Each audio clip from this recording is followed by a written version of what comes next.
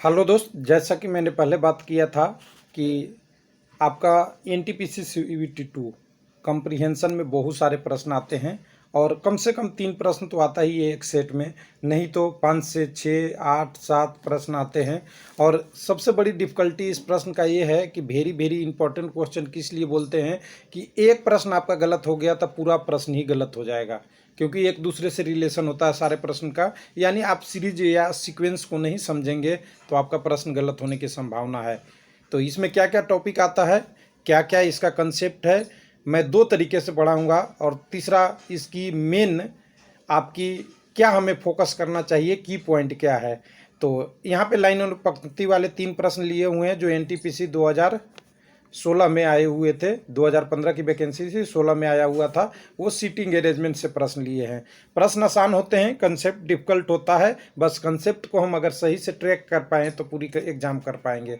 तो चलिए, इसको क्या क्या करना होता है की पॉइंट मैं पहले बता दूं, उसके बाद आपको प्रश्न मिले जाएंगे तो ये की पॉइंट का हम यूज देखेंगे।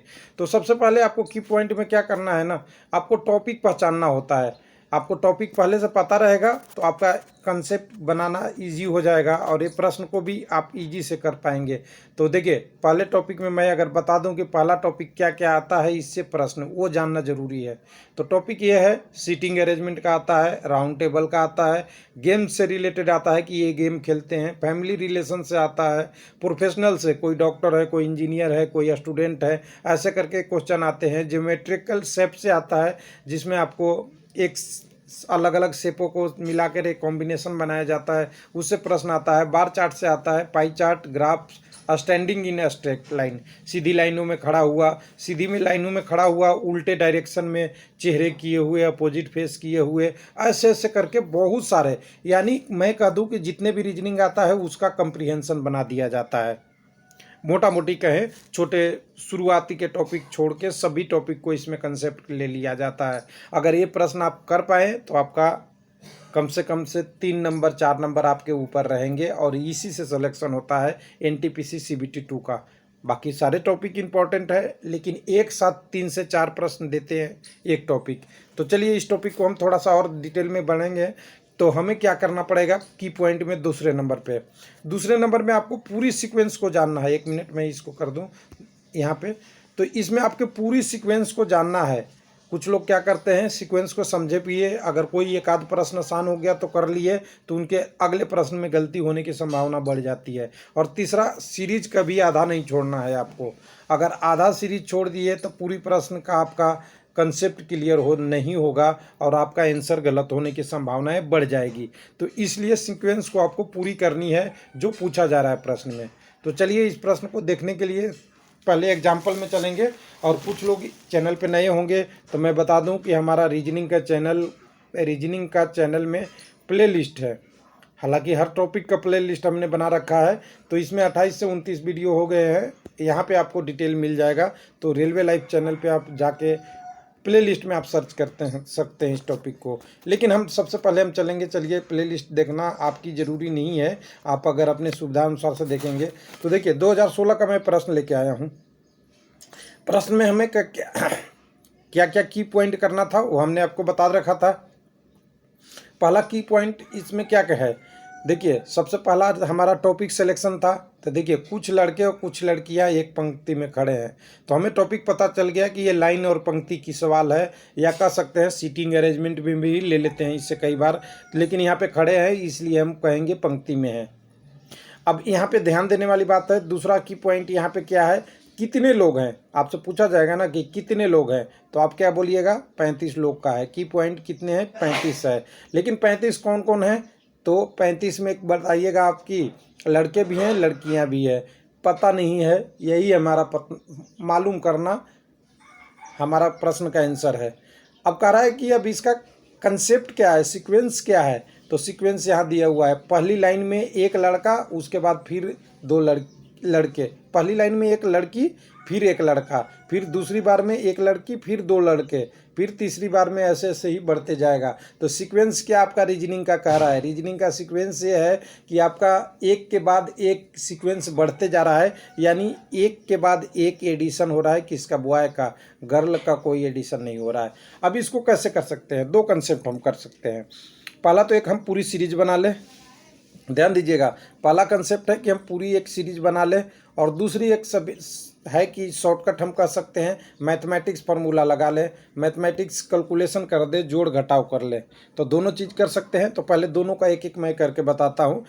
तो सबसे पहला सवाल हम पंक्ति बनाएंगे तो इसमें गलती होने की संभावना 0 है।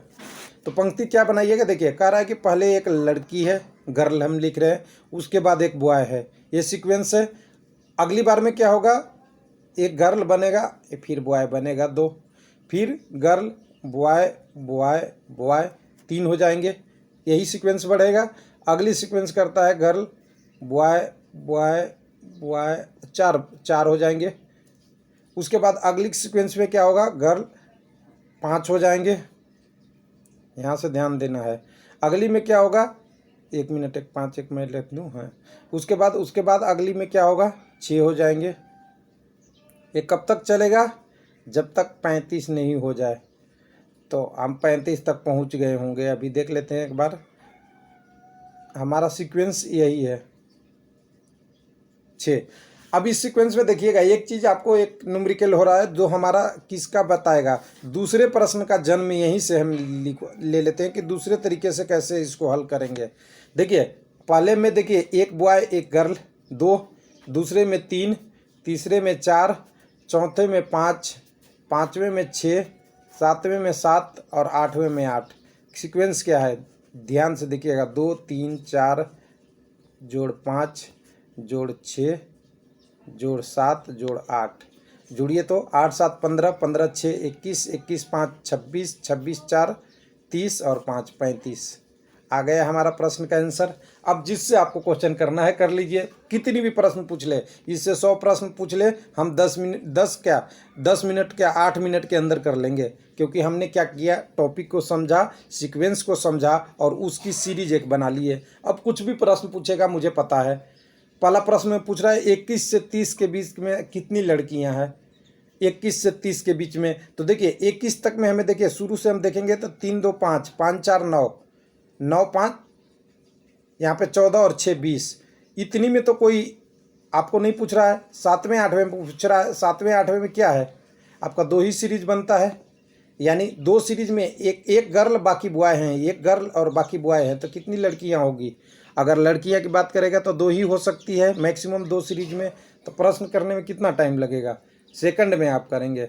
तो हम यहाँ पे प्रश्न का इसका आंसर बता दें, 20वें नंबर पे है, लेकिन इसको हमें काउंट नहीं करके केवल एक ही बचता है। तो ये आंसर यहाँ ए है, बिल्कुल ए में आपका आंसर यहाँ सही पे है। मतलब 1 लड़कियाँ 21वें से 30वें स्थान के मध्य में। लेकिन अगर कहते कि 21वें से 30वें तक, तब 2 हो जाता आपका आंसर।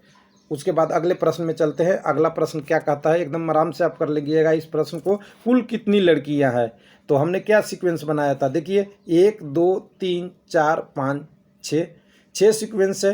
तो आप देखेंगे 2 3 4 5 6 7 8 भी तो है, 8 यहाँ पे है ये सीक्वेंस, 8 7 6 2 3 4 5, यानी टोटल 8 सीक्वेंस है। तो मैक्सिमम लड़कियां कितनी हो सकती है, 8 हो सकती है। लेकिन यहाँ पे ध्यान देने वाली बात यह है कि यहाँ पे पूछ रहा है कि कुल कितनी लड़कियां हैं। तो सीक्वेंस कितने हैं, 8 है। लेकिन सीक्वेंस वार्ड में पहला नंबर 1 वाला तो नहीं है, ग्रुपिंग एक बॉय एक गर्ल का है। तो डायरेक्ट कह सकते हैं कि टोटल 7 लड़कियां हैं, जितने ग्रुप हैं सब में एक हैं।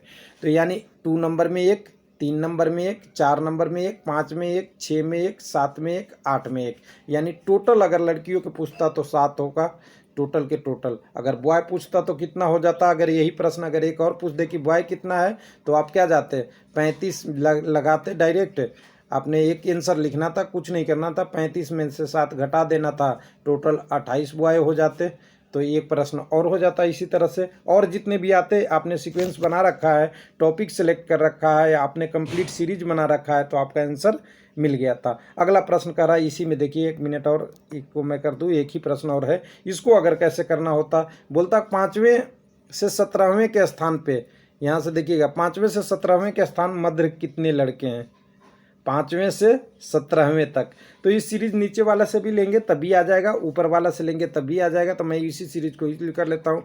5वें से 17वें तक के मध्य देखिए 5 से यहाँ और 17वें तक जाएंगे तो 5 4 9, 9 5 14 और 14 और में से आगे 3 हमें और लेना पड़ेगा, या डायरेक्ट यहाँ से काउंट कर लेंगे। तो 5वें से मध्य में क्या हो गया 2 और 3, 5 5 और 4 9, 9 और 5 14 और यहाँ से 3 लेना है 17। इसके आगे की जो संख्या है उसे हमें नहीं लेना है, क्योंकि हमें 17 तक की काउंट करना है। अब पूछ रहा है इसको हम डिस्कार्ड किए तो अब क्या संख्या बनती है। यहाँ पे पूछ रहा है कि 5वें से 7वें के स्थान कितने लड़के हैं। तो आप देखेंगे 5वां नंबर यहाँ पे है और 17 नंबर यहाँ पे है। आप जोड़ लीजिए, यहाँ से देखिए 3 और यहाँ से 4 7 और यहाँ पे 1 8, यहाँ से 3, यहाँ से 4 और यहाँ से 1, 4 + 3 + 1 बराबर 8 है। अगर ये संख्या में अगर 5वां जोड़ना होता और 17वां जोड़ना होता तो 8 + 2 10 हो जाता, यानी 5वें से 17वें के बीच कितने स्थान कैंडिडेट हैं तब टोटल आ जाता। इंक्लूडिंग 5वां और 17वां जोड़ते तो 10 और अगर उसको नहीं जोड़ना है तो आपका आंसर 8 है। यानी इस तरह से अगर इसी में प्रश्न मैं एक और 2 और बना दूं कि अगर पूछ देता कि इसी संख्या को अगर बताना है कि 1 से लेके 30 तक कितने लड़के और लड़कियां हैं, तो हम लास्ट वाले सीरीज को 8 हटा देते तो हमारा पास कितना होता है 27 होता था। ध्यान दीजिएगा 27 कैसे 2 + 3 + 4 + 5 + 6 + 7, 8वां वाला हमने सीरीज हटा दिया था। 8वें तो 27 है टोटल। 28 में कितनी लड़कियां हैं 1 2 3 4 5, 5 लड़कियां हैं।